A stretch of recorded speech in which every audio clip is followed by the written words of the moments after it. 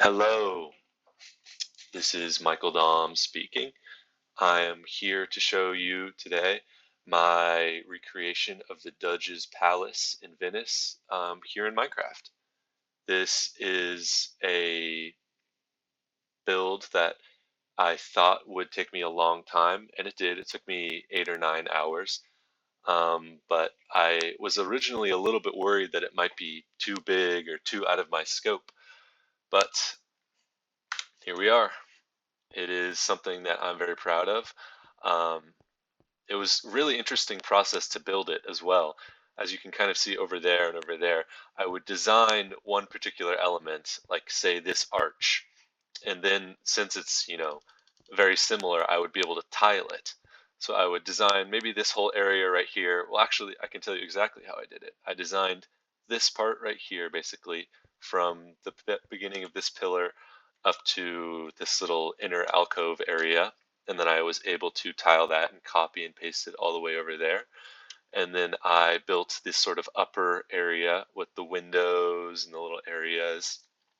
It's really difficult to get a good arch in Minecraft because you're limited by the blocks that are in the game. And so one way that we can do that is by using this. This is actually a trap door.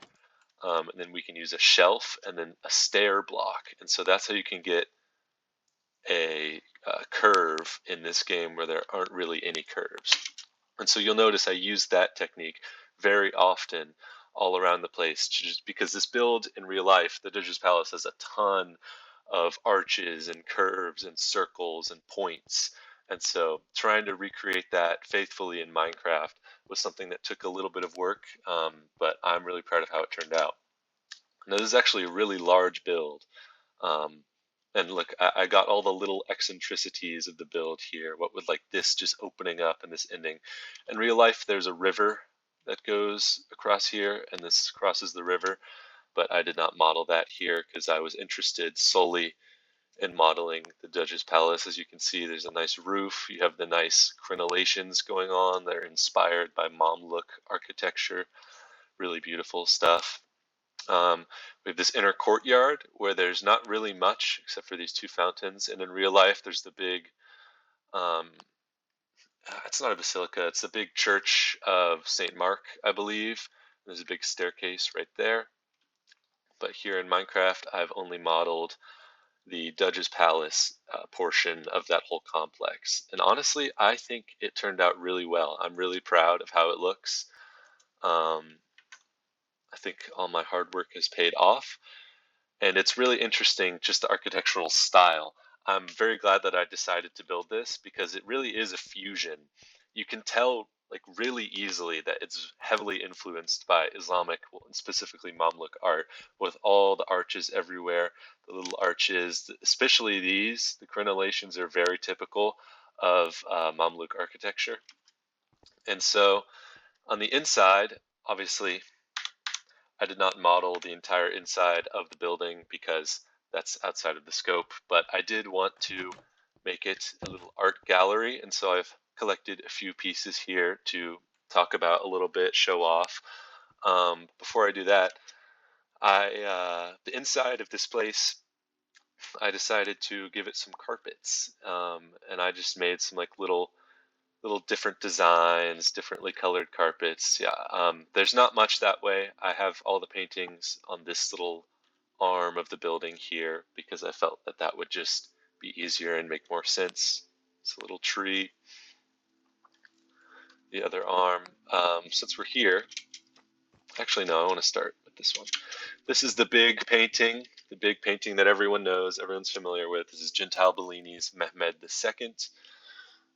It's a very important painting specifically for Turkish people today, but even for the Ottomans and for the Venetians, it's important because Mehmed here had requested a painter to come from Venice to, give him a portrait of his likeness or to maybe do some paintings around the Topkapi Palace. And so Venice sent their best, Gentile Bellini, and he gave us this wonderful painting. We have Mehmed here sitting at a 3/4 angle, and there's plenty of, you know, uh, symbolism everywhere you look and here. You have all the different jewelry in here showing off the wealth, the different crowns showing that he's, the king, the ruler.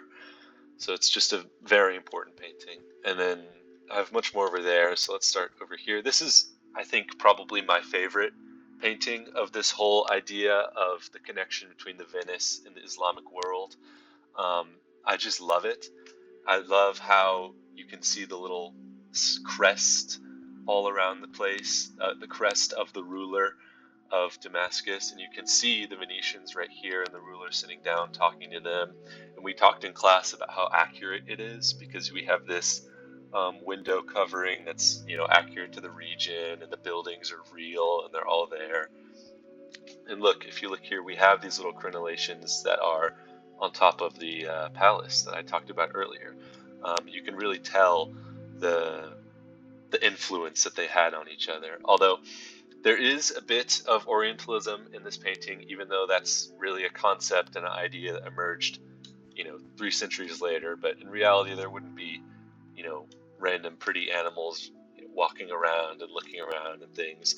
But I think it's a pretty good representation of what it looked like when the Venetians would go and visit Damascus, and it's just a beautifully painted painting.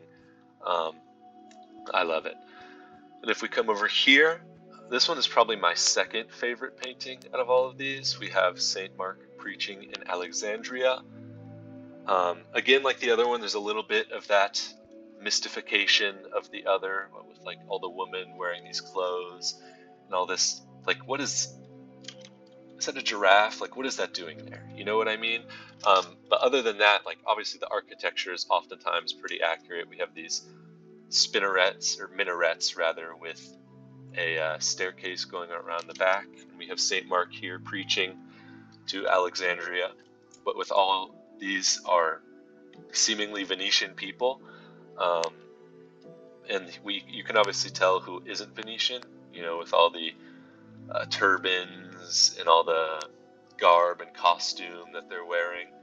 But I just love this painting. And then if we come over here, we have 2 depictions here and here of El Gran Turco, which is obviously Mehmed II. Once again, I'm sorry, music is getting a bit loud. But this depiction of Mehmed II is more of a sort of, domineering conqueror, a strong, someone to be feared. Whereas over there, it's more like, oh, this is a ruler, this is our rightful ruler, this is our king. Over here, it's more like there's more fear a little bit, because specifically over there it was done, Gentile was in the Ottoman Empire, he was, interacting, he was doing all that. Over here, this was a more, European perspective of, fear of the Ottoman Empire. Look, you can even see the dragon coming out of his hat. If we come over here, we have a similar depiction of him, except it's on a storage jar. Dean Yumna, you had given me a book with various paintings and other things that are, relating to Venice and the Islamic world, and I found this jar in that book, and I really liked it. I loved all the arabesque going on the outside, and I love this, like, the hair on him, it just doesn't seem, you don't really see that, you know what I mean? It's something that is not often shown, because, oftentimes wearing a turban. But here we have El Gran Turco, and I love the colors, the blue and the yellow. It's a really beautiful contrast. And then right here again, we have the seated scribe, attributed to Gentile Bellini, although it's kind of disputed, but we talked in class about how we think it's Gentile Bellini. I really love this painting. You can tell he really wanted to capture this beautiful pattern on the scribe's garb, on his costume. And this painting actually is really interesting because the people at the palace copied it after this. And so there were a few copies that we talked about in class of, Turkish people, I guess Ottoman people, drawing the same figure themselves in their style. So that's why I wanted to choose this one. And then finally, over here we have episodes from the life of Saint Mark. This is another depiction of, I think this is Alexandria where St. Mark was preaching. Um, but yeah, you can see the Venetian people are back again, even though they're in this foreign country. And you know that it's a foreign country because we have all of these men in turbans and we have these women covered up. I think this is a really wonderfully done painting, and it's like, it almost reminds me of like a Where's Waldo book, because if you know your symbols, you can find all the different, episodes from the life of Saint Mark. If you know about all that, which I'm sure many of the people who this was made for at the time would know, because it was a very intensely religious society at the time, which is why it's so interesting to me that you get depictions of, this other place that doesn't even follow the same religion, um, with their big guy, St. Mark, obviously, who has the church over there. And if you look here, you can see this crest again that's present over here.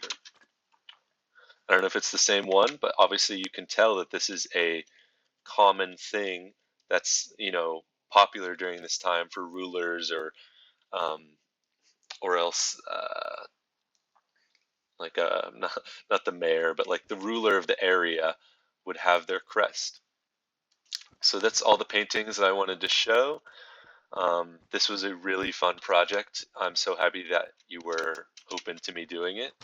Let me just get one last view of the palace here. I'm Michael Dahm. Thank you for listening to me talk about my project.